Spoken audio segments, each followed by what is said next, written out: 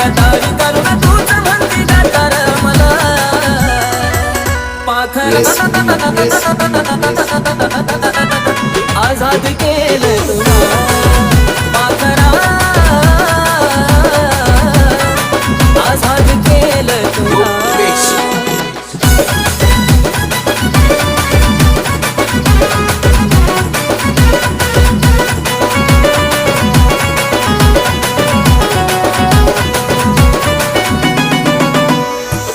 पायी ठेवलं नाता नव्हती तुझी इच्छा आता नवीन जीवनाला तुझ्या देतो मी शुभेच्छा